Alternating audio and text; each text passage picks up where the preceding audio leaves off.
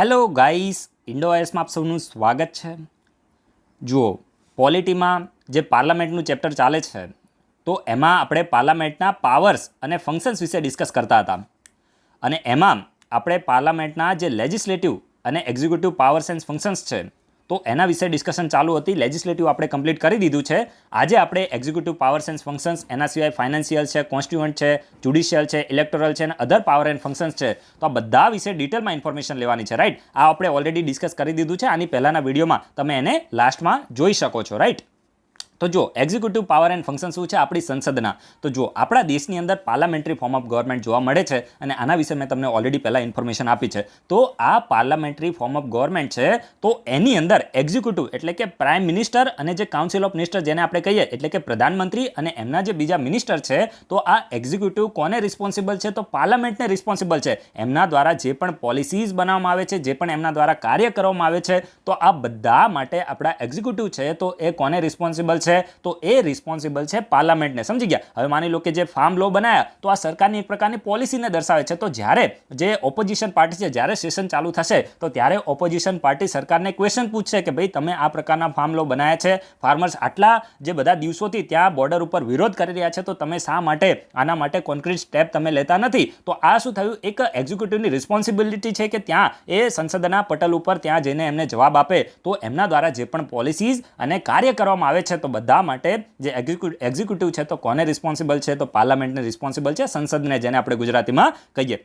Hence the parliament exercise control over executive, અને એટલા જ માટે જે પાર્લામેન્ટ છે તો એ એક્ઝિક્યુટિવ ઉપર શું કરે છે, જે કંટ્રોલ છે તો એને એક્સરસાઇઝ કરે છે। એટલે કે ઇન શોર્ટ હું તમને કહું તો જે પાર્લામેન્ટ છે, સંસદ, તો એક્ઝિક્યુટિવને લિમિટમાં રાખવાનું કામ કરે છે કે ભાઈ તમે જે પણ કામ કરશો ને એનો જવાબ તમારે અહીંયા આપવો પડશે। તો એ રીતે સંસદ એ એક્ઝિક્યુટિવ પર કંટ્રોલને એક્સરસાઇઝ કરે છે। It also supervise the activities of the executive with the help of the various committees. હવે તમે જોશો તો પાર્લામેન્ટની અંદર વેરિયસ કમિટીઝ જોવા મળે છે। આના પછીના ચેપ્ટરમાં હું તમને આ કમિટી વિશે ડિટેલમાં ઇન્ફોર્મેશન આપવાનો છું, જેવી રીતે કમિટી ઓન ગવર્મેન્ટ અશ્યોરન્સ છે, કમિટી ઓન સબઓર્ડિનેટ લેજિસ્લેશન છે અને કમિટી ઓન પિટિશન, આ બધા વિશે હું તમને ઇન્ફોર્મેશન આપીશ। તો અત્યારે એટલું સમજો કે પાર્લામેન્ટ છે તો એક્ઝિક્યુટિવ પર વેરિયસ પ્રકારની કમિટીઝ દ્વારા પણ જે કંટ્રોલ છે તો એને એક્સરસાઇઝ કરે છે। હવે જો આ સ્ટેટમેન્ટ છે ને બધી એક્ઝામ માટે મોસ્ટ ઇમ્પોર્ટન્ટ છે। હવે જો એક વસ્તુ તમારે યાદ રાખવાની છે કે જે મિનિસ્ટર હોય ને, જેને આપણે એક્ઝિક્યુટિવ કહીએ, તો જનરલી તો મિનિસ્ટર છે તો એ કોને રિસ્પોન્સિબલ હોય છે, સંસદ એટલે કે પાર્લામેન્ટને। પરંતુ તમે પર્ટિક્યુલર વાત કરો એટલે કે મેઇન મુખ્ય રીતે જે એક્ઝિક્યુટિવ છે તો કોને રિસ્પોન્સિબલ છે, લોકસભાને। કારણ કે મેં તમને આની પહેલાના વિડીયોમાં એક્સપ્લેન કરેલું છે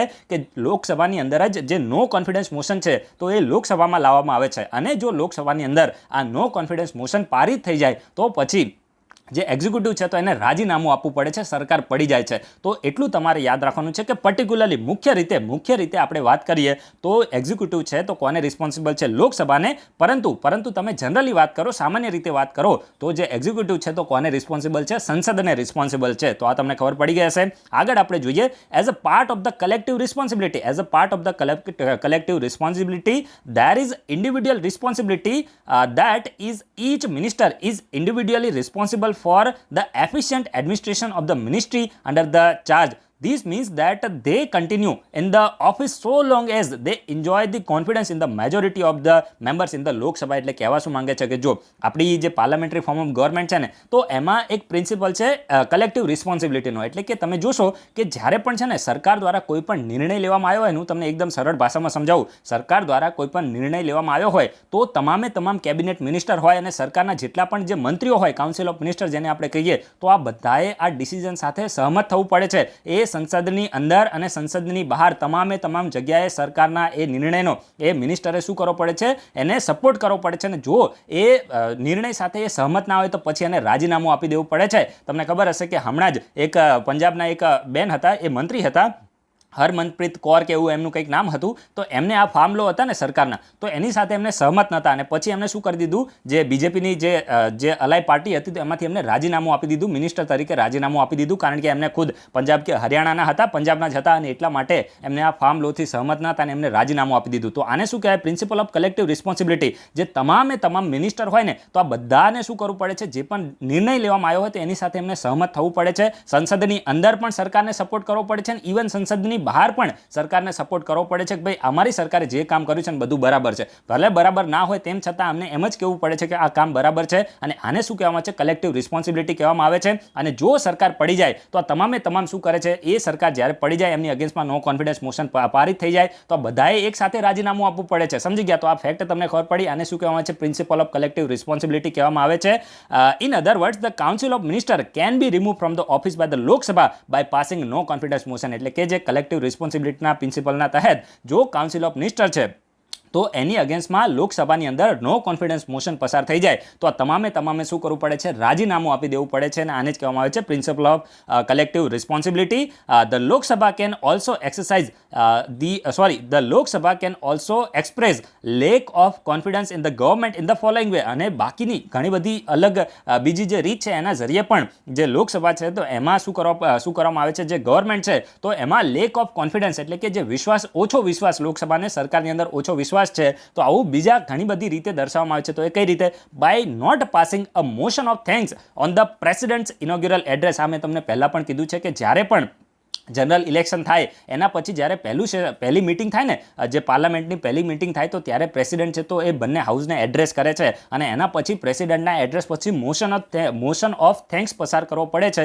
અને જો આ મોશન ઓફ થેન્ક્સ પસાર ના થાય તો એનો મતલબ પણ એ થયો કે ભાઈ જે લોકસભા છે તો એને જે સરકાર છે, રૂલિંગ પાર્ટી છે તો એમાં શું નથી, વિશ્વાસ નથી. આ તમે સમજી શકો ને કે ભાઈ એમની મેજોરિટી નથી ત્યારે જ મોશન ઓફ થેન્ક્સ પસાર ના થાય ને તો ત્યારે પણ શું થાય છે, તો ત્યારે પણ એ રૂલિંગ પાર્ટી છે તો એને રાજીનામું આપવું પડે છે. બીજું તમે પરિસ્થિતિ જુઓ તો બાય રિજેક્ટિંગ મની બિલ. હવે તમે જોશો કે લોકસભાની અંદર જો મની બિલ જ પસાર ના થાય, સમજી ગયા, લોકસભાની અંદર મની બિલ પસાર ના થાય તો એનો મતલબ પણ એ થયો કે ભાઈ એમની મેજોરિટી ના હોય ત્યારે જ મની બિલ પસાર ના થયું. તો આ પણ એક રીત છે જેથી જે લોકસભા છે તો સરકારમાં વિશ્વાસ નથી દર્શાવતી તો આ બતાવી શકે છે. આવું મેન ક્યારે થાય કહું, જ્યારે જે કોએલિશન ગવર્મેન્ટ હોય ને, જે ઘણી બધી પાર્ટી સાથે મળીને સરકાર બનાવી હોય ત્યારે આ પ્રકારની પરિસ્થિતિ ઊભી થાય છે.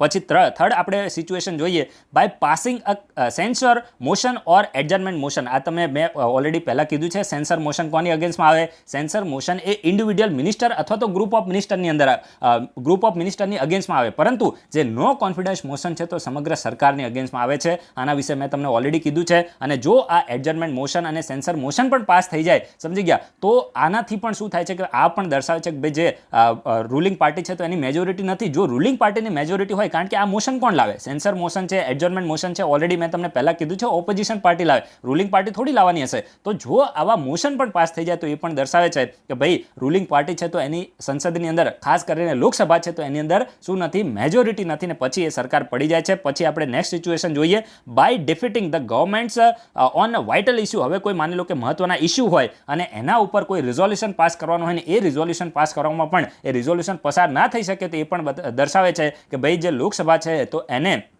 રૂલિંગ પાર્ટીની અંદર શું નથી, વિશ્વાસ નથી, એમની મેજોરિટી નથી.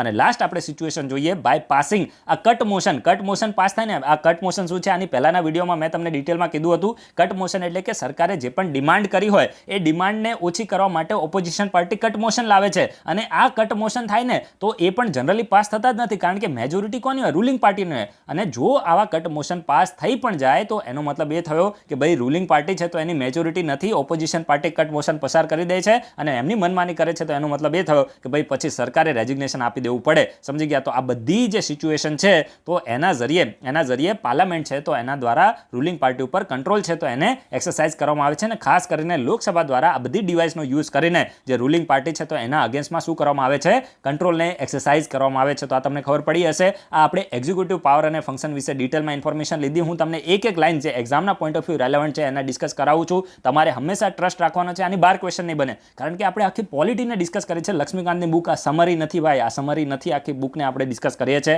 અને તમે જોયું હશે પીઆઈની એક્ઝામમાં તમે 40 ક્વેશ્ચનો ઉઠાઈને જોજો અને આપણા પાર્લામેન્ટના વિડીયો જોજો, એક પણ તમારો ક્વેશ્ચન નહીં છૂટે, એની આપણી 100% ગેરંટી છે. સમજી ગયા? તો તમારે ટ્રસ્ટ રાખવાનો છે. આપણે અહીંયા સમરી લઈને આવતા નથી જે તમને ઘણા બધા વિડીયોમાં મળી જતી હશે. એના પછી આપણે નેક્સ્ટ પાવર અને ફંક્શન જોઈએ તો financial powers and functions of the parliament. તો એ શું છે?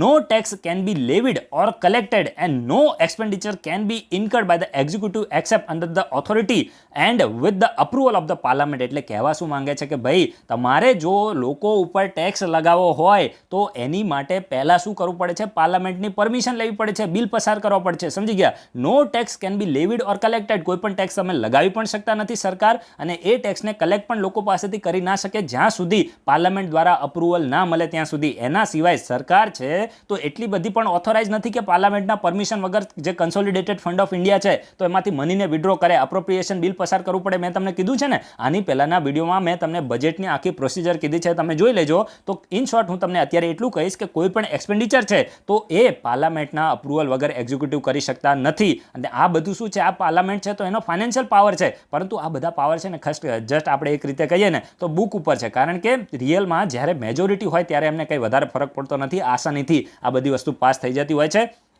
તો આ તમને ખબર પડી ગઈ હશે. જનરલી આ બધી વસ્તુ મેટર ક્યારે કરે, જ્યારે કોઈ કોઇલેશન ગવર્મેન્ટ હોય અને 3-4 હંગ પાર્લામેન્ટ બની હોય. હંગ પાર્લામેન્ટ એટલે તમે સમજો ને, ઘણી બધી પાર્ટી એક સાથે આવીને સરકાર બનાવી હોય, તો ત્યારે આ પ્રકારની પરિસ્થિતિ ઊભી થાય છે. Hence the budget is place before the parliament for its approval. જે બજેટ છે તો એ પાર્લામેન્ટની સામે રાખવામાં આવે છે કે ભાઈ અમને આ ડિમાન્ડ છે અમારી, આ માની લો કે આ મિનિસ્ટ્રી માટે આટલા કરોડની ડિમાન્ડ છે તો એને તમે અપ્રૂવ કરો. તો જે બજેટ છે તો એને શું કરવું પડે છે, પાર્લામેન્ટની સામે રાખવું પડે છે અપ્રુવલ માટે. The enactment of the budget by the parliament legalise the receipt and expenditure. અને જે પાર્લામેન્ટ છે તો જ્યારે બજેટને એનેક્ટ કરી લે, એને સ્વીકાર કરી લે, એને પાસ કરી દે, એના ઉપર જે ડિમાન્ડ ફોર ગ્રાન્ટ થઈ હોય એને અપ્રૂવ કરી દે, એના પછી શું થાય છે, એના પછી જે સરકાર છે તો એમાંથી શું કરી શકે છે, એક્સપેન્ડિચર છે તો કરી શકે છે. The enactment of the budget by the parliament legalise the receipt and expenditure. અને જ્યારે પાર્લામેન્ટ છે તો બજેટને એનેક્ટ કરી લે પછી જે રિસિપ્ટ થઈ હોય કન્સોલિડેટેડ ફંડ ઓફ ઇન્ડિયામાં અને જેટલા પણ એક્સપેન્ડિચર થયા હોય તો બધાને શું કરે છે, લીગલાઇઝ કરી નાખે છે, કાયદાકીય રીતે એ અપ્રૂવ થઈ જાય છે. The parliament also scrutinise the government spending and financial performance with the help of its financial committee. જે પાર્લામેન્ટ છે તો એ શું કરે છે, જે સરકારની સ્પેન્ડિંગ થઈ હોય, જે પણ સરકારે ખર્ચા કર્યા હોય અને સરકારનું જે પણ ફાઇનાન્શિયલ પરફોર્મન્સ રહ્યું હોય વેરિયસ મિનિસ્ટ્રીનું, તો એને શું કરે છે, એને સ્ક્રુટિનાઇઝ કરે છે, એની તપાસ કરે છે કે ભાઈ આ લોકો જે સરકારને, માની લો કે આપણે હાઇપોથેટિકલ એક્ઝામ્પલ લઈએ કે કોઈ એક મિનિસ્ટ્રી છે, આપણે માની લો કે મિનિસ્ટ્રી ઓફ ડિફેન્સ લઈએ, તો એની માટે માની લો કે 2 લાખ કરોડ રૂપિયા અલોકેટ કરવામાં આવ્યા. તો સરકારની આ જે સ્પેન્ડિંગ છે, 2 લાખ કરોડ રૂપિયા ખર્ચ કર્યું છે, તો આને સ્ક્રુટિનાઇઝ કરવા માટે વેરિયસ પાર્લામેન્ટરી કમિટી હોય, જેવી રીતે પબ્લિક અકાઉન્ટ કમિટી છે, તો આ પ્રકારની કમિટી શું કરે છે, અને સ્ક્રુટિનાઇઝ કરે છે કે ભાઈ આ લોકોએ 2 લાખ કરોડ ખરેખરમાં ખર્ચા છે કે નથી ખર્ચા, અને જો ખર્ચા છે તો કઈ રીતે ખર્ચા છે. તો આને સ્ક્રુટિનાઇઝ કરે છે કે ભાઈ અમને 2 લાખ કરોડ રૂપિયા અલોકેટ કરવામાં આવ્યા હતા, તો અમને 2 લાખ કર્યા છે કે એનાથી વધારે કર્યા છે કે એનાથી ઓછા કર્યા છે. તો આ બધું શું કરે છે, પાર્લામેન્ટની કમિટીના જરીએ પણ જે પાર્લામેન્ટ છે તો સરકારની જે ખર્ચા છે તો એના ઉપર કંટ્રોલ લાવવાની કોશિશ કરે છે.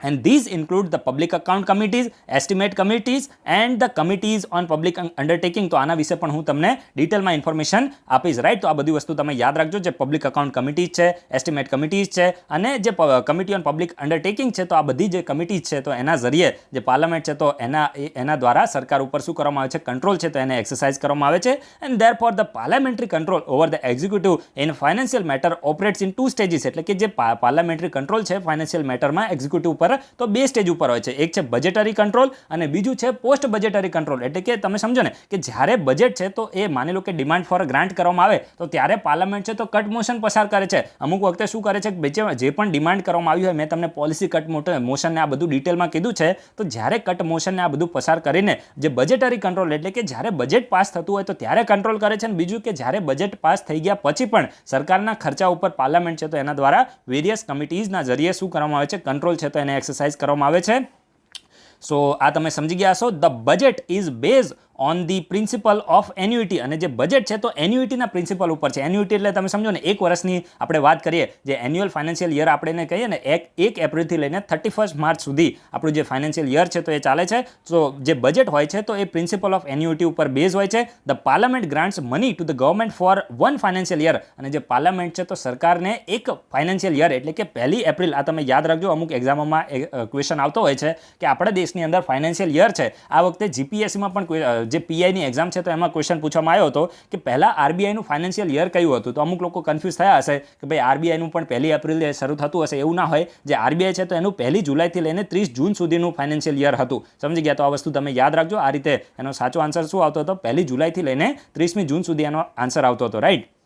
તો જે આપણા દેશની અંદર ફાઇનાન્શિયલ યર તમે સમજી ગયા ને, તો 1 વર્ષનું 1 એપ્રિલથી લઈને 31 માર્ચ સુધી હોય છે. અને parliament grant money to the government for 1 financial year. અને જે પાર્લામેન્ટ છે તો સરકારને 1 ફાઇનાન્શિયલ યર સુધી શું આપે છે, મની ગ્રાન્ટ કરે છે. If the granted money is not spent by the end of the financial year, then the balance expires and return to the consolidated fund of India. એટલે કહેવા શું માંગે છે હું તમને સમજાવું. માની લો કે કોઈ મિનિસ્ટ્રી છે, એ મિનિસ્ટ્રીને હાઇપોથેટિકલ એક્ઝામ્પલ લઈએ કે ભાઈ એને છે ને 10,000 કરોડ એને ગ્રાન્ટ કરવામાં આવે છે. એક મિનિસ્ટ્રી છે કોઈ બી, એને 10,000 કરોડ ગ્રાન્ટ કરવામાં આવે છે. માની લો કે એ મિનિસ્ટ્રીએ ફક્ત ને ફક્ત 9,000 કરોડ રૂપિયાનો ખર્ચો કર્યો, તો પછી જે 1,000 કરોડ બચ્યા, તો એવું ના કે ભાઈ આ તો અમારા છે, આ બચી ગયા, હું મારા ઘરે લઈ જાઉં છું, એવું ના ચાલે. આ જે 1,000 કરોડ રૂપિયા બચ્યા, તો આને ફરીથી શું કરવામાં આવે છે, કન્સોલિડેટેડ ફંડ ઓફ ઇન્ડિયામાં જમા કરી દેવામાં આવે છે. તો આ ફેક્ટ તમે સમજી ગયા હશો કે ભાઈ જે પાર્લામેન્ટ છે તો એના દ્વારા જે પણ મનીને અપ્રૂવ કરવામાં આવી હોય, માની લો કે 10,000 કરોડ ગ્રાન્ટ કરવામાં આવ્યા હોય ને એમાંથી 9,000 કરોડનો ખર્ચો થાય, તો બાકી જે પણ પૈસા બચ્યા છે 1,000 કરોડ, તો એને ફરીથી જે કન્સોલિડેટેડ ફંડ ઓફ ઇન્ડિયા છે તો એની અંદર જમા કરી દેવામાં આવે છે. એન્ડ ધીસ હવે જો હવે એના પછી એક છે ને હું તમને સારો એવો મેઇનલી એક ટર્મ પણ હું તમને અહીંયા સમજાવીશ, માર્ચ રસ શું હોય છે. હવે ઉપર મેં તમને કીધું ને તો આ પ્રેક્ટિસને શું કહેવામાં છે, રૂલ ઓફ લેપ્સ કહેવામાં છે. જે મની છે તો લેપ્સ થઈ જાય છે, સમજી ગયા. જે પણ પૈસા માની લો કે અપ્રૂવ કરવામાં આવ્યા હોય અને એટલા બધાનો ખર્ચો ના થાય, તો બાકીના જે પણ પૈસા છે તો એ કન્સોલિડેટેડ ફંડ ઓફ ઇન્ડિયામાં આવી જાય, તો આને શું કહેવામાં આવે છે, રૂલ ઓફ લેપ્સ કહેવામાં આવે છે. તમે યાદ રાખજો, તમને ડાયરેક્ટ આ રીતે પૂછવામાં આવે કે રૂલ ઓફ લેપ્સ શું હોય છે, તો જેટલા પૈસા અલોકેટ કરવામાં આવ્યા હોય, તો એ પૈસા એક ફાઇનાન્શિયલ યરમાં એટલાનો ખર્ચો ના થાય, તો બાકીના પૈસાને ફરીથી કન્સોલિડેટેડ ફંડ ઓફ ઇન્ડિયા એટલે કે ભારતની સંચિત નિધિમાં જમા કરી દેવામાં આવે છે. તો આને રૂલ ઓફ લેપ્સ કહેવામાં આવે છે. તો આ તમે સમજી ગયા હશો. અને હવે જો it facilitates effective financial control by the parliament as no reserve fund can be built without authorisation. એટલે કે કોઈ પણ રિઝર્વ ફંડ છે, કોઈ મિનિસ્ટ્રી એવું ના કહી શકે કે ભાઈ અમારા 1,000 કરોડ રૂપિયા બચ્યા ને તો આને હું રિઝર્વ કરી નાખું છું, અમે પછી એને ભવિષ્યમાં યુઝ કરીશું, આવું ના ચાલે. સમજી ગયા. પાર્લામેન્ટની ઓથોરિટી વગર, સંસદની પરમિશન વગર આ રીતે કોઈ પણ રિઝર્વ ફંડ છે તો એને ક્રિએટ કરી શકાતો નથી. And the rules leads to heavy rush of the expenditure toward the close of the financial year and this particular called as March rush. હવે આ ટર્મ છે ને આ એક્ઝામમાં કોઈ એક્ઝામમાં આવેલી છે કે માર્ચ રસ શું ને કોને કહેવાય. મારા ખ્યાલથી યુપીએસસીમાં જ આ ક્વેશ્ચન આવેલો છે કે માર્ચ રસ શું હોય છે. તો જો આ વસ્તુ યાદ રાખજો કે ભાઈ 1,000 કરોડ રૂપિયા, હમણાં મેં તમને એક્ઝામ્પલ આપ્યું ને કે ભાઈ 1,000 કરોડ રૂપિયા અલોકેટ કરવામાં આવ્યા અને 9,000 કરોડનો ખર્ચો થયો, તો 1,000 કરોડ બચ્યા, સમજી ગયા. 10,000 કરોડ અલોકેટ કરવામાં આવ્યા, 9,000નો ખર્ચો થયો તો 1,000 કરોડ બચ્યા. તો કોઈ પણ મિનિસ્ટ્રી છે ને આવું કરવા માટે તૈયાર નથી હોતી, સમજી ગયા. તો મિનિસ્ટ્રી આ પ્રકારે કોઈ પણ જે એમનું ફંડ જતું રહે આ માટે તૈયાર નથી હોતી. એટલા માટે જે પણ બ્યુરોક્રેટ હોય ને, બાબુઓ જેને કહીએ, તો એ એટ ધ એન્ડ શું કરે છે, એટ ધ એન્ડ જે છેલ્લો મહિનો હોય ને ત્યારે એકદમ સ્પીડમાં ખર્ચા કરવા લાગે છે. હવે માની લો કે હું તમને સારી એવી એકદમ સરળ ભાષામાં કહું તો તમારા જે ફાધર છે તો એમને તમને 10,000 રૂપિયા ખર્ચો કરવા માટે આપ્યા છે અને એવું કીધું કે ભાઈ આ 10,000 છે ને એમાં તારે 1 મહિના સુધી વાપરવાના છે અને જેટલા પણ બચે ને એ બધા તારે મને પાછા દેવાના છે. માની લો કે તમે કોલેજ કરો છો, આવું તમને કીધું કે ભાઈ જે પણ પૈસા બચે પાછા આપવાના છે, ના બચે તો કંઈ વાંધો નહીં, આવું તમને કીધેલું છે. હવે માની લો કે તમે છે ને એકદમ થોડા ચીકણા માણસ છો, સમજી ગયા, અને એટલી જલ્દી તમે ખર્ચો કરતા નથી ને મહિનાના અંતે તમારો 8,000નો ખર્ચો થયો છે, તમને એમ થાય કે 2,000 તો પાછા દેવા પડશે, એની કરતાં મારે કંઈક ખર્ચો કરવાનો છે. તો પછી કોલેજ કરતા તો બોલે કે નવા કપડાં લઈ લો, તો પછી તમે 2,000 છે તો એને સ્પીડમાં તમે શું કરો, નવા કપડાં લઈ લો. તો આને શું કહેવામાં આવે છે, એ તમે જે પણ કાર્ય કરશો ને એને માર્ચ રસ કહેવાશે, સમજી ગયા. કે ભાઈ at the end of the month તમારે જે પણ પૈસા બચ્યા હશે એને તમારે રિટર્ન કરવા પડશે. તો તમારે એ કરવું ના હોય તો તમે એનો ખર્ચો કરવા લાગો. કારણ કે માર્ચ રસ શા માટે, કારણ કે માર્ચ મહિનો છે તો આપણા ફાઇનાન્શિયલ યરનો છેલ્લો મહિનો છે અને એટલા માટે દરેક મિનિસ્ટ્રીના જે પણ અધિકારીઓ હોય તો એ શું કરે છે, સ્પીડમાં કામ કરવા લાગે છે અને ખર્ચા કરવા લાગે છે અને આને જ કહેવામાં આવે છે માર્ચ રસ. તો આ તમને ફેક્ટ ખબર પડી ગઈ હશે. જો હું તમને એક વસ્તુ કહીશ કે જો ટાઈમનું થોડું મારે સેટ થતું નથી તો ગમે ત્યારે આપણને જ્યારે ટાઈમ મળે ત્યારે હું વિડીયો બનાવું છું, થોડું સ્પીડમાં બોલીશ તો બની શકે કે ક્યારેક સ્લીપ ઓફ ટંગ થાય અને સ્પીડમાં બોલીએ તો હંમેશા ભૂલ તો રહેવાની. અને બીજું કે આપણે ક્યારે પણ વિડીયો છે તો એની અંદર એડિટિંગ કરતા નથી, સમજી ગયા. 1 સેકન્ડનું પણ એડિટિંગ થતું નથી, તો ક્યાંય પણ સ્લીપ ઓફ ટંગ હોય તો તમારે એને સમજી જવાનું. કોઈ સ્ટેટમેન્ટ ફોર્મેશનમાં ભૂલ હોય તો ત્યારે પણ તમારે સમજી જવાનું. અને તમે બધા યાર ભવિષ્યના અધિકારીઓ છો તો તમે એક હ્યુમન છે તો એને સમજી શકો છો કે ભાઈ તમારે કોઈની સામે 5 મિનિટ બોલવું હોય તો પણ તમારે ભૂલ પડે. તો અહીંયા તો મારે કોઈ સ્ક્રિપ્ટ તૈયાર હોતી નથી, જે પણ બુકમાં લખ્યું છે એને મારે તમને લાઈવ અહીંયા એક્સપ્લેન કરવાનું છે. તો એટલા માટે ક્યારેક ભૂલ થાય તો તમારે એને થોડું કોઓપરેટ કરવાનું છે અને સમજી લેવાનું છે. પોતાની જાતે અમુક વસ્તુને તમે સમજવાની રાખશો તો તમે ભવિષ્યની અંદર વધારે આગળ વધશો. એના પછી આપણે નેક્સ્ટ જે સ્ટેટમેન્ટ આપણે જોઈએ, નેક્સ્ટ જે આપણે ટોપિક જોઈએ તો કોન્સ્ટિટ્યુઅન્ટ પાવર એન્ડ ફંક્શન, એટલે કે જે પાર્લામેન્ટ છે તો એના બંધારણીય પાવર અને ફંક્શન શું છે. આપણી સંસદના કેટલાક જે બંધારણીય પાવર એન્ડ ફંક્શન્સ પણ છે તો એ કયા છે. તો જો parliament is vested with the powers to amend the constitution. હવે જો આપણા દેશની અંદર આપણું જે બંધારણ છે ને તો એને અમેન્ડ એટલે કે એની અંદર સંશોધન, એમાં સુધારા વધારા કરવાનો પાવર કોને મળેલો છે? તો આપણી પાર્લામેન્ટને મળેલો છે. આપણી પાર્લામેન્ટને જે સ્ટેટ લેજિસ્લેચર છે તો એ આપણા બંધારણની અંદર ક્યારે પણ સંશોધન કરી શકતી નથી. એ કોણ કરી શકે છે? તો એ ફક્ત અને ફક્ત પાર્લામેન્ટ કરી શકે છે by the way of addition, variation or repeal of the any of the provision of the constitution. એટલે કે કહેવા શું માંગે છે કે જે પાર્લામેન્ટ છે તો આપણા બંધારણની અંદર કોઈ પણ માની લો કે નવી પ્રોવિઝન છે તો એને એડ કરવી છે. જેવી રીતે નેશનલ કમિશન ફોર અધર બેકવર્ડ ક્લાસ છે તો આ એક કોન્સ્ટિટ્યુશનલ બોડી છે, એને આપણા પાર્લામેન્ટની અંદર સંશોધન કરીને કોન્સ્ટિટ્યુશન અમેન્ડમેન્ટ એક્ટ પસાર કરીને એની અંદર એડ કરવામાં આવી છે. તો એડિશન કરવું હોય, માની લો કે એની અંદર કોઈ વેરિએશન લાવવું હોય, એ જે પ્રોવિઝન છે તો એને રિપીલ કર્યું હોય, સમજી ગયા? તો આ બધા માટેનો પાવર કોને મળેલો છે? તો પાર્લામેન્ટને મળેલો છે. The major part of the constitution can be amended by the parliament with special majority. એટલે કે જે આપણા જે કોન્સ્ટિટ્યુશન છે, આપણું બંધારણ છે, તો એનો મેજર પાવર, જે મેજર એનો ભાગ છે, મોટા ભાગનો જે બંધારણનો ભાગ છે તો એને સ્પેશિયલ મેજોરિટીથી એને શું કરવામાં આવે છે? એને અમેન્ડ કરવામાં આવે છે. સ્પેશિયલ મેજોરિટી તમે સમજો ને, સ્પેશિયલ મેજોરિટી એટલે કે જે પણ પ્રેઝન્ટ એન્ડ વોટિંગ હોય તો એના 2/3 અને મેજોરિટી ઓફ ટોટલ મેમ્બરશિપ. આ બધી વસ્તુ શું છે મેં તમને ઓલરેડી પહેલા વિડીયોમાં સમજાયેલી છે. ટોટલ મેમ્બરશિપ છે તો એની મેજોરિટી અને જેટલા પણ પ્રેઝન્ટ એન્ડ વોટિંગ હોય એના 2/3. તો આને શું કહેવામાં આવે છે? સ્પેશિયલ મેજોરિટી કહેવામાં આવે છે. જે પણ પહેલાના વિડીયો તમે જોયા હશે તો તમને આમાં આઈડિયા આવી જશે. મેં તમને ત્યાં એક્ઝામ્પલ સાથે ડિટેલમાં એક્સપ્લેન કર્યું છે, right? That is majority of the total membership of each house and majority of not less than 2/3 of the member present and voting. એટલે કે 2/3 મેજોરિટીથી વધારે હોવી જોઈએ, 2/3 થી ઓછું ના હોવી જોઈએ. તો આને શું કહેવામાં આવે છે? સ્પેશિયલ મેજોરિટી કહેવામાં આવે છે. મેં આગળના વિડીયોમાં તમને એક્ઝામ્પલ સાથે એક્સપ્લેન કરેલું છે. Some of the other provision of the constitution can be amended by the parliament with a simple majority. એટલે કે અમુક આપણું બંધારણ છે તો એમાં એવું નથી કે ભાઈ તમામ પ્રોવિઝન છે તો એને તમે સ્પેશિયલ મેજોરિટીથી જ અમેન્ડ કરી શકો. અમુક એવી જે પ્રોવિઝન છે તો એને સિમ્પલ મેજોરિટીથી પણ અમેન્ડ કરી શકાય છે. એટલે કે જેટલા પણ મેમ્બર પ્રેઝન્ટ એન્ડ વોટિંગ હોય તો એની મેજોરિટી, માની લો કે 100 મેમ્બર પ્રેઝન્ટ છે તો 100 મેમ્બરની મેજોરિટી કેટલી થાય? 51. તો આ રીતે પણ બિલ પસાર કરીને જે પણ બંધારણ છે તો એની અંદર સુધારા વધારા કરી શકાય છે. તો આવી પ્રોવિઝન કેવી છે? તો જો majority of the member of the present and voting in the each house of the parliament. આને શું કહેવામાં આવે છે? આને સિમ્પલ મેજોરિટી કહેવામાં આવે છે. કે જેટલા લોકો હાજર છે એની મેજોરિટી, એની આપણે મેજોરિટીને શું કહીએ? જે પણ કહેવાતું હોય, ગુજરાતીમાં તમે જોઈ લેજો, પ્રોપર શબ્દ મને મળતો નથી. જે મેજોરિટી જે પ્રેઝન્ટ હોય એની જે આપણે ખાસ કરીને જેટલા પણ મેમ્બર પ્રેઝન્ટ છે એની આપણે મેજોરિટીની વાત કરીએ તો આને સિમ્પલ મેજોરિટી કહેવામાં આવે છે. તો એના જરીએ પણ અમુક જે પ્રોવિઝન છે બંધારણની તો એને સુધારા વધારા કરી શકાય છે. Only few provision of the constitution can be amended by the parliament with simple majority. એટલે આ સિમ્પલ મેજોરિટીથી અમુક પ્રોવિઝનને જ અમેન્ડ કરવામાં આવે છે. જેવી રીતે માની લો કે કોઈ પણ સ્ટેટ છે તો એનું નામ તમારે બદલવું છે, કોઈ સ્ટેટ છે તો એની બાઉન્ડ્રીને તમારે ચેન્જ કરવી છે. તો આ બધી વસ્તુ કઈ રીતે થાય છે? સિમ્પલ મેજોરિટીથી થાય છે.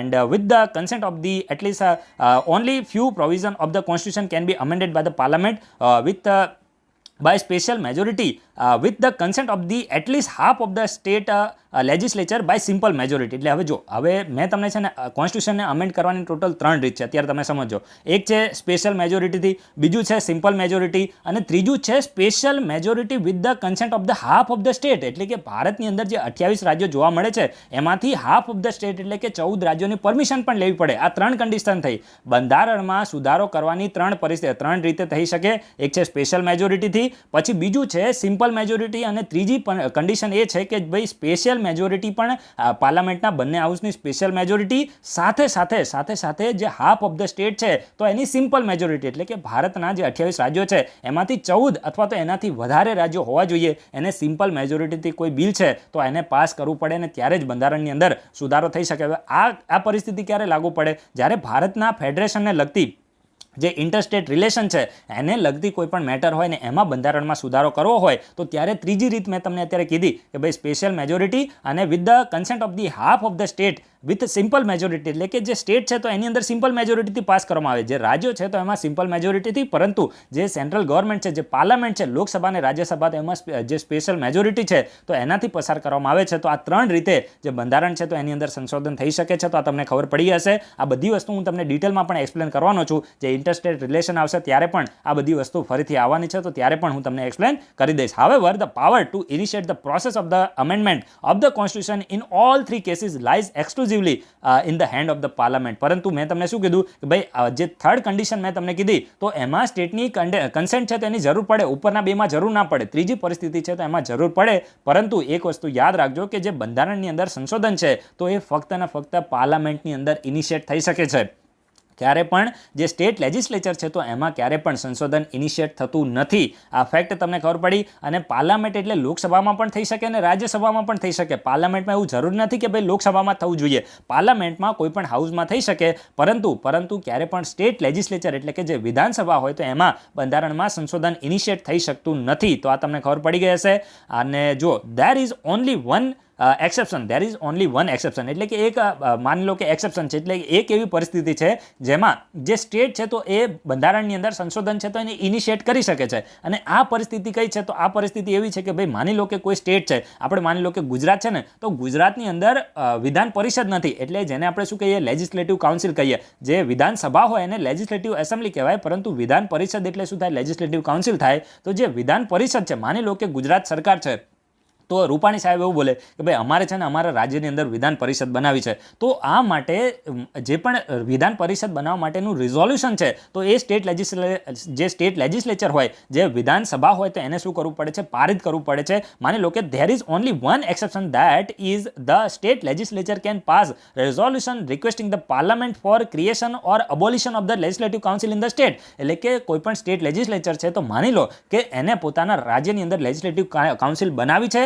અથવા તો કાઉન્સિલ ઓલરેડી હોય, જેવી રીતે યુપી છે તો એની અંદર લેજિસ્લેટિવ કાઉન્સિલ છે, તો એને જો ખતમ કર્યું હોય તો એની માટે જે રિઝોલ્યુશન છે પારિત કરીને પાર્લામેન્ટને રિક્વેસ્ટ કોણ કરે છે? તો એ સ્ટેટ લેજિસ્લેચર કરે છે. ફક્ત આ કન્ડિશનની અંદર જ સ્ટેટ લેજિસ્લેચરને પાવર મળેલો છે. તો આ તમને ખબર પડી હશે કે જે સ્ટેટ લેજિસ્લેચર છે તો એક કન્ડિશનમાં કે ભાઈ લેજિસ્લેટિવ કાઉન્સિલ બનાવી અથવા તો અબોલિશ કરી તો એની માટે શું કરે છે? રિઝોલ્યુશનને પાસ કરીને પાર્લામેન્ટને રિક્વેસ્ટ કરે છે, પાર્લામેન્ટને શું કરે છે? વિનંતી કરે છે કે ભાઈ અમારા રાજ્યની અંદર જે વિધાન પરિષદ છે એને બનાવો અથવા તો ખતમ કરો.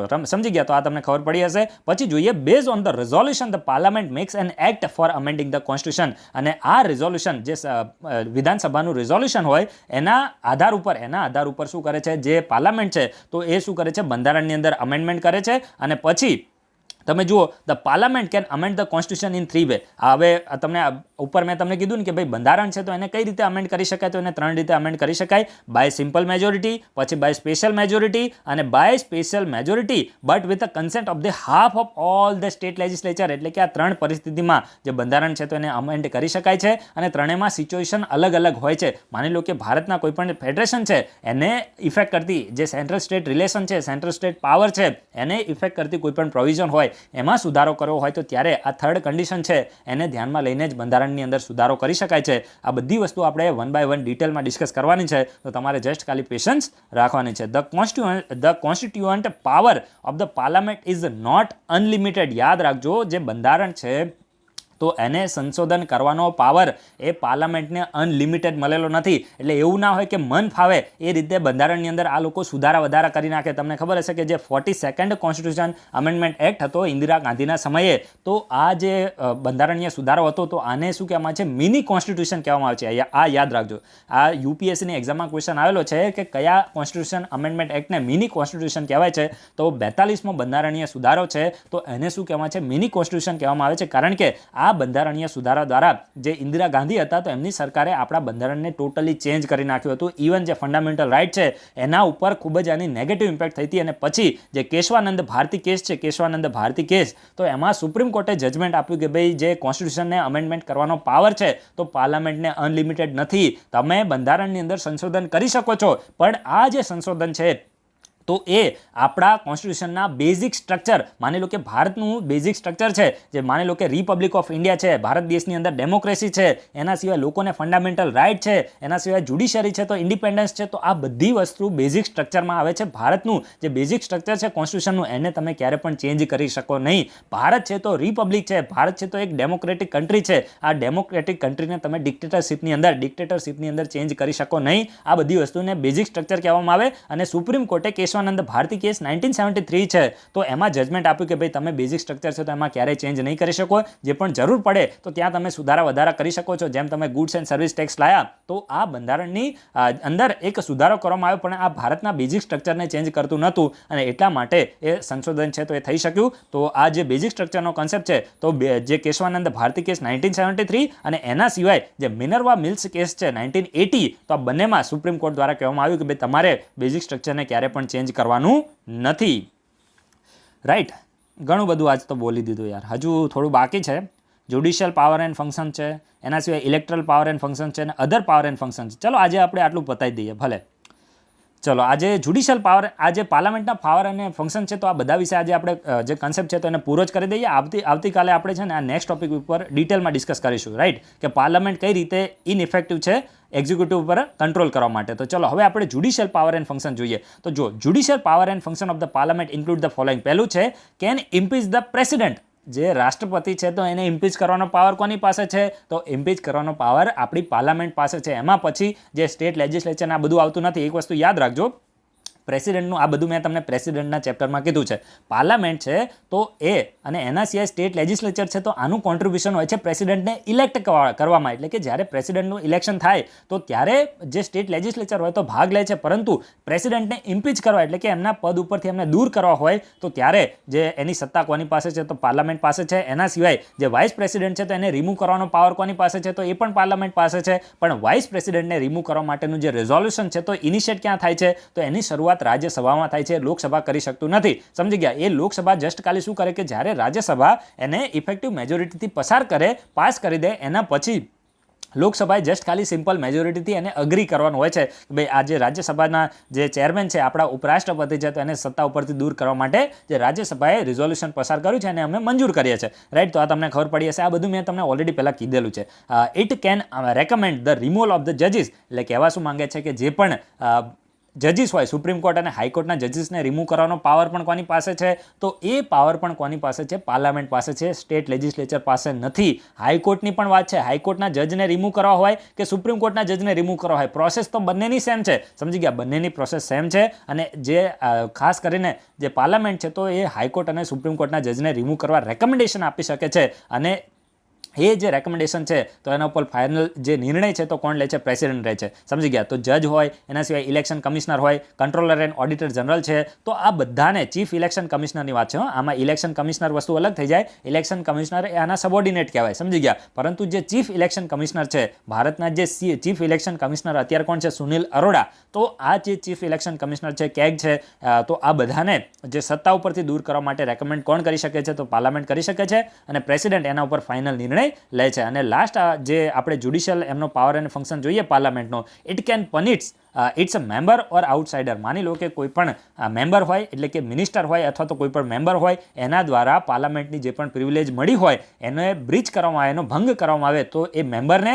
અને કોઈ આઉટસાઇડર, માની લો કે કોઈ ત્રાહિત વ્યક્તિ પાર્લામેન્ટની જે પણ પ્રિવિલેજીસ હોય એનો ભંગ કરે, માની લો કે પાર્લામેન્ટની વિરુદ્ધમાં કોઈ એવું આડું સ્ટેટમેન્ટ આપે, ખોટું સ્ટેટમેન્ટ આપે, તો ત્યારે પણ એ જે વ્યક્તિ છે તો એને પનિશ કરવાનો પાવર છે તો એ કોને મળેલો છે? તો પાર્લામેન્ટને મળેલો છે. તો આ ફેક્ટ તમને ખબર પડી હશે. હવે આપણે ઇલેક્ટરલ પાવર એન્ડ ફંક્શન જોઈએ આપણે. તો parliament પાર્ટિસિપેટ્સ in election of the president. એટલે કે જે પાર્લામેન્ટ છે તો આપણા રાષ્ટ્રપતિના ઇલેક્શનમાં ભાગ લે છે. એના સિવાય આપણા જે ઉપરાષ્ટ્રપતિ છે, આપણા જે વાઇસ પ્રેસિડેન્ટ રાજ્યસભાના ચેરમેન કહીએ આપણે, વાઇસ પ્રેસિડેન્ટ રાજ્યસભાના એક્સ ઓફિશિયલ ચેરમેન હોય છે. સમજી ગયા? તો એમનું ઇલેક્શન હોય. એના સિવાય જે લોકસભાના સ્પીકર અને ડેપ્યુટી સ્પીકર હોય, રાજ્યસભાના ચેરમેન અને ડેપ્યુટી ચેરમેન હોય, તો આ બધાના ઇલેક્શનમાં જે પાર્લામેન્ટ છે તો એ ભાગ લે છે.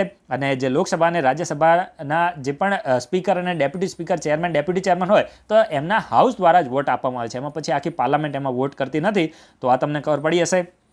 Parliament is also authorized to make a laws to regulate the election to the office of the president and vice president. એટલે કે જે પાર્લામેન્ટ છે તો એ આપણા રાષ્ટ્રપતિ અને ઉપરાષ્ટ્રપતિનું ઇલેક્શન કઈ રીતે થશે તો એની માટે રૂલ્સ અને રેગ્યુલેશન છે તો એ બનાવવા માટેની પણ સત્તા કોને મળી છે? તો પાર્લામેન્ટને મળેલી છે. To both house of the parliament, right, and to both house of the state legislature. એટલે કે જે સ્ટેટ લેજિસ્લેચર અને બંને હાઉસ છે તો એની અંદર રાષ્ટ્રપતિ અને ઉપરાષ્ટ્રપતિ આપણે જે પણ ઇલેક્શન કરવાનું હોય એની માટે રૂલ્સ અને પ્રોસિજર કઈ રીતે રહેશે એના સિવાય જે પણ રાજ્યની અંદર કઈ રીતે ઇલેક્શન થશે, તો આ બધા જે રૂલ છે તો બનાવવાની સત્તા કોને છે, તો એ મળેલી છે પાર્લામેન્ટને.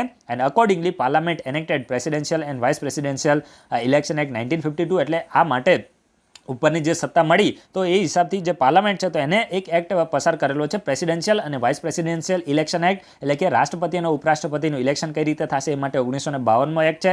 એના સિવાય representation of the people act 1950 છે. એના સિવાય representation of the people act 1951 પણ છે. તો આ ફેક્ટ તમે યાદ રાખજો. આ બંને એક્ટ વિશે પણ આપણે ડિટેલમાં ઇન્ફોર્મેશન લેવાની છે. અધર પાવર્સ એન્ડ ફંક્શન્સ વિશે આપણે વાત કરીએ તો બીજા કયા પાવર છે, તો જો it is highest deliberative body in the country, એટલે કે ભારત દેશની અંદર ડિબેટ અને ડિસ્કશન કરવા માટે જે હાઈએસ્ટ ડેલિબ્રેટિવ બોડી કઈ છે, તો આપણી પાર્લામેન્ટ છે, આપણી સંસદ છે.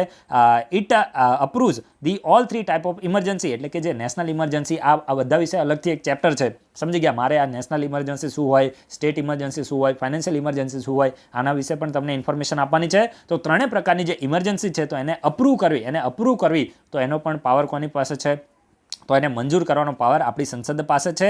It can create or abolish the state legislative council on recommendation of the concern state legislative assembly, એટલે કે કોઈ પણ કન્સર્ન સ્ટેટ લેજિસ્લેટિવ એસેમ્બલીમાં એની રિક્વેસ્ટ હોય, એને રિઝોલ્યુશન પાસ કર્યું હોય, એના બેઝિસ ઉપર લેજિસ્લેટિવ કાઉન્સિલ એટલે કે વિધાન પરિષદને બનાવી કે એને એને ખતમ કરવાનો પાવર કોને છે, પાર્લામેન્ટને છે. And it can increase or decrease the area, alter boundary and change the name of the state or union of the Indian union, એટલે કે ભારતના જે પણ રાજ્યો છે તો એ રાજ્યોની બાઉન્ડ્રીને ચેન્જ કરવી હોય, એનું નામ બદલવું હોય. સમજી ગયા? તો આ બધો પાવર કોનો છે, એનો કોઈ માની લો કે એરિયા વધારવો છે, આપણું ગુજરાત છે, માની લો કે એનું નામ બદલવું છે, અથવા તો એની બોર્ડર વધારવી છે, અથવા તો માની લો કે આપણે કહીએ ને કે એની જે બાઉન્ડ્રી છે તો એને ચેન્જ કરવી હોય. સમજી ગયા? તો આ બધો પાવર કોને મળેલો છે, તો પાર્લામેન્ટને મળેલો છે. And it can regulate the organisation and jurisdiction of the supreme court and high court, એટલે કે સુપ્રીમ કોર્ટ અને હાઈકોર્ટની જ્યુરિસ્ડિક્શન કેટલી હશે, એમનો પાવર કેટલો હશે, તો આ બધું પણ રેગ્યુલેટ કોણ કરી શકે છે, પાર્લામેન્ટ કરી શકે છે. And can establish a common high court for 2 or more state, એટલે કે 2 રાજ્યો વચ્ચે એક કોમન હાઈકોર્ટ છે તો એને પણ એસ્ટાબ્લિશ કરી શકે છે. જેમ પંજાબ અને હરિયાણા વચ્ચે કોમન હાઈકોર્ટ છે, આંધ્રપ્રદેશ અને તેલંગાણા વચ્ચે અત્યાર સુધી કોમન હાઈકોર્ટ હતી. સમજી ગયા? તો આ પણ એસ્ટાબ્લિશ કરવાનો પાવર કોની પાસે છે, તો એ આપણી પાર્લામેન્ટ પાસે છે. તો હવે આપણે જે પણ આપણી સ્પીચ છે તો એને અહીંયા વિરામ આપીએ. હજી આખો દિવસ આપણે કામ કરવાનું છે. સો ગાઈસ, વિડીયો ગમે તો લાઈક જરૂર કરજો ને રેગ્યુલર તમે પોલિટીના વિડીયો જોતા રહેશો તો હું રેગ્યુલર આ વિડીયોને થોડો ટાઈમ મેનેજ કરીને પણ લાવવાની કોશિશ કરીશ. સમજી ગયા? તો આપણે જે રીતે ટાઈમ મેનેજ થાય એ રીતે કરીશું, પરંતુ તમે રેગ્યુલર રહેશો તો આ વિડીયો ચાલુ રહેશે, અધરવાઇઝ આપણે એને ગમે ત્યારે બંધ કરી દઈશું. So guys, thanks for watching. તમારા બધાનો દિવસ શુભ જાય.